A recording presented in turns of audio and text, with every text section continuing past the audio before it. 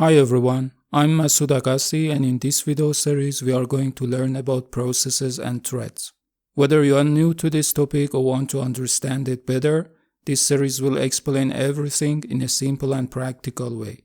Let's get started. This tutorial is divided into multiple parts and covers the following topics. What are processes and threads? Process scheduling and context switching. Challenges of concurrent programming. Best practices for using threads in Java. Best practices for addressing concurrent programming challenges in Java. And modern frameworks and innovations in Java concurrent programming. Before we can talk about processes, we should introduce some basics about operating systems. Let's explore the main responsibilities of an operating system. CPU virtualization. Modern computers are capable of running tens or even hundreds of programs simultaneously. Even in systems with only one CPU core, users get the feeling or illusion that all the programs are being executed at the same time. Behind the scenes, however, it's the operating system that hides the complexity of CPU sharing and creates the illusion for each program that it is the only user of the CPU. It seems each program has its own virtual CPU. Later in this video, I will explain how the operating system manages this responsibility. Memory virtualization. Memory is another critical resource that the operating system virtualizes. Each program requires its own memory address space and should only be able to access that space. This isolation ensures that one program cannot access or corrupt another program's memory. From the program's perspective, it seems each program has access to all the memory. Behind the scenes, however, the operating system is sharing the physical memory among all the programs. File system and hardware abstraction. There is a wide variety of computer devices such as SSDs, HDDs, network cards, and so on, each with differences in how programs can interact with them.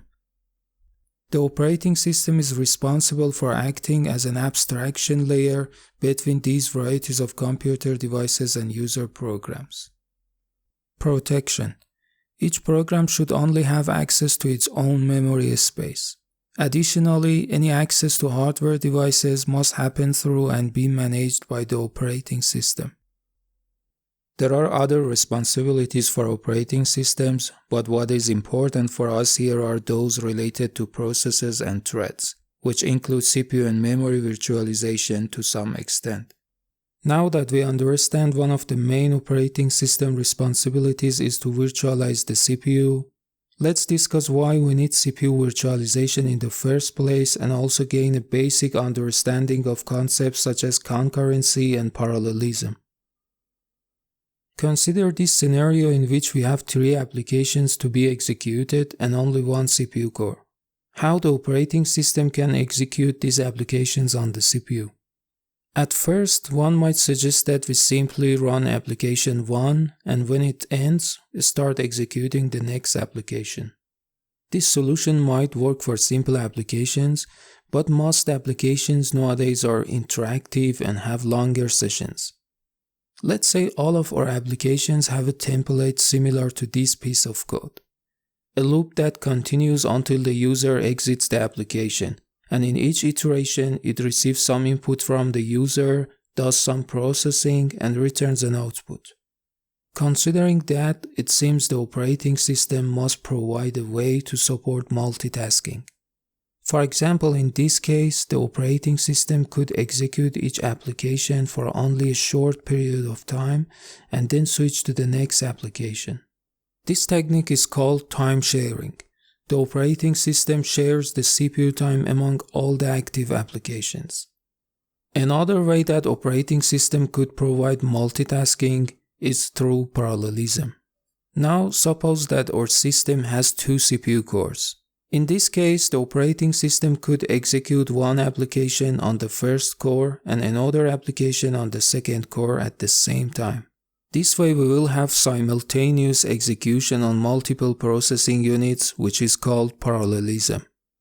Now, using both of these concepts, the operating system could share the processing time of both CPU cores among all the applications, which is called concurrency.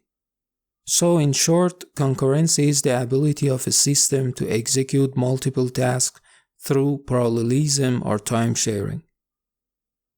But how does the operating system achieve this state of concurrent multitasking? The answer is using a concept called process. Let's define what a process is. A process is an execution environment for a program managed by the operating system. It includes the program's code, allocated memory, CPU registers, open files, and other system resources, as well as its execution state and context. Don't worry if this definition is a bit vague at the moment, I will explain it in more detail. For now, let's simplify it. Since we can have multiple instances of the same program running simultaneously, we refer to each active instance as a process. Let's see what happens when we start an instance of a program which we now refer to as a process. Each process needs a memory space to store its required variables and values. As you may know, the physical memory is like an array of cells. Each cell has its own address and is capable of holding in a small piece of data.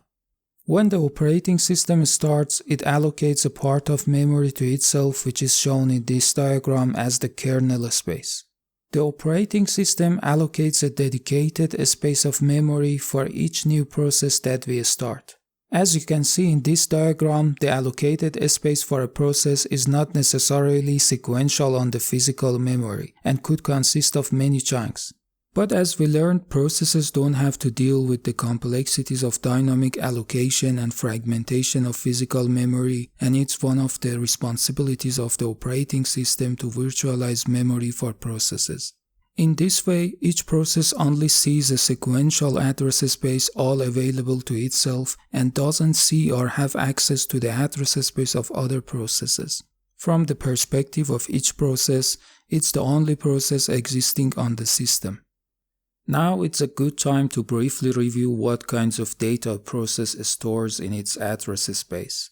So let's review the most important segments of the process address space. The first one is the text segment. Each process has program code to execute, and this code needs to be stored in this segment in memory to be available for the CPU to execute. This segment is read-only. The next one is the data segment. Each process stores its static and global variables in this section. Then we have the heap section. The heap section is used for dynamic memory allocation during the program's runtime. It stores data structures like arrays, objects, or buffers whose size is not known at the compile time. Memory in the heap must be explicitly managed by the programmer or a garbage collector. And the last one is the stack. In simple terms, the stack is a last-in, first-out data structure that holds local variables and data related to function calls and control flow during the execution of the program.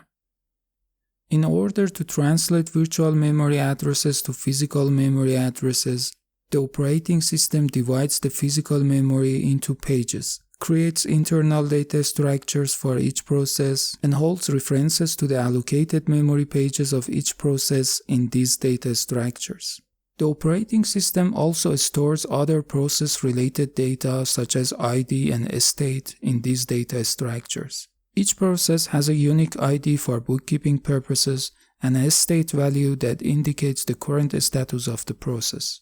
Soon, we will explore some of the possible values of the state variable such as running, ready, and blocked. Now let's see what happens if we add another process to this system. The operating system will allocate memory for the new process, create its virtual memory address space, and set up the necessary internal data structures. So far, we have learned what processes are and how they are created. But what about threads? What is a thread? While the implementation of threads is different in various operating systems, the general concept is the same, and the explanation I'm providing here is closer to the Linux implementation of threads. A thread is very similar to a process, but with one important difference. Threads share the memory address space with their parents. In this example, if process 1 creates a thread, the operating system will set up the necessary data structures for the new thread, but will not allocate or create a new memory address space for it. Instead, the thread shares the address space of process 1. Even though threads share memory, each thread has its own stack and register state, allowing it to execute independently. Threads are often called lightweight processes and allow programs to have multiple concurrent execution flows while sharing the same memory address space. Now let's see what states a process could be in during its lifetime. Generally, there are 4 possible states for a process: ready, running, blocked, and stopped. Let's briefly explore each of these states.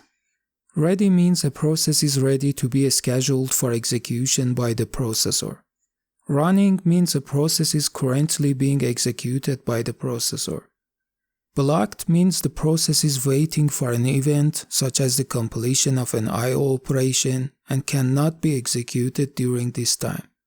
Finally, stopped or terminated means the process has completed its execution and the operating system will soon free its allocated resources. A process may switch between the ready, running, and blocked states multiple times before it eventually enters the stopped state, at which point the operating system frees its resources. Thanks for watching part 1 of this tutorial series. In this part, we covered the basics of processes, threads, memory allocation, and the various states of a process. In the next part, we will dive deeper into how the operating system schedules processes, manages context switching, and ensures efficient multitasking. If you found this video helpful, don't forget to give it a thumbs up and subscribe to the channel for more tutorials like this. It's going to be an exciting journey, so make sure to stay tuned.